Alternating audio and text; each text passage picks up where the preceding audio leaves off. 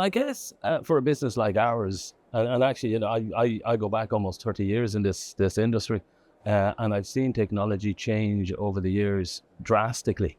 Our business has always revolved around the core of technology. We're fund accountants, custodians.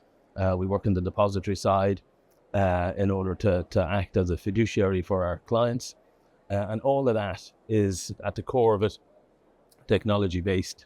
What we've seen over the years, though, where the real advances have been made, I think, is in how clients access that technology and how they get through various interfaces into our systems and platforms and pull out the data that they need and put that data into a digestible format.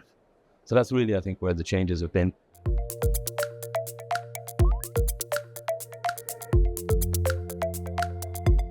Well, again, I've got, I suppose, a long history with exchange-traded funds, having worked on the first ETFs in Europe back in 2000. So I've really seen them grow from zero, literally from zero to where they are today, which is about $2 trillion in assets in Europe, and over 100 issuers. So it's been a fantastic journey and a privilege to be able to have a front row seat to see that. What we're seeing today is a huge amount of active products, which is interesting, coming to the market.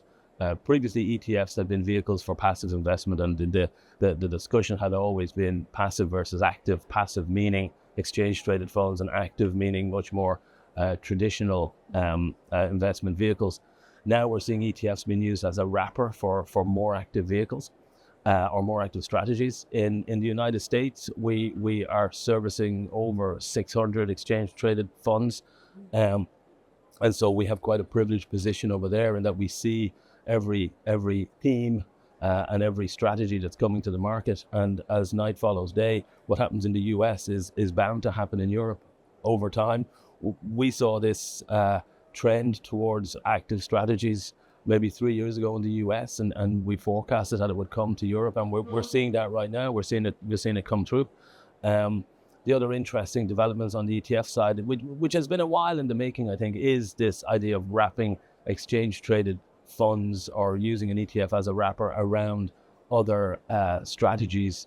So things like gold, other basic metals, cryptocurrency, of course, all still very, very active. The other thing that I think we will see in time in Europe will be more and more ETFs based on single stock products, ETFs based on leverage products, which have been around, but based on what we're seeing in the US, we're seeing a huge amount of those products coming to the market, and I think we're going to see more in Europe.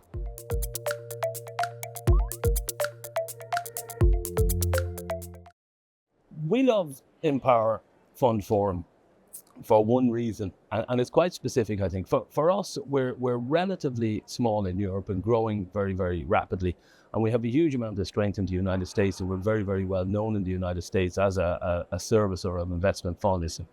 In Europe, we're building our profile. We want everybody to know that we're here, that we're around, and there's no better way to do that than to come to events like Empower's FundForum, because you get to see everybody, and everybody gets to see you. It's probably the one gathering of people that matter in our industry. So it's the place to be. I love coming here because it's Monaco as well, of course. The weather is lovely.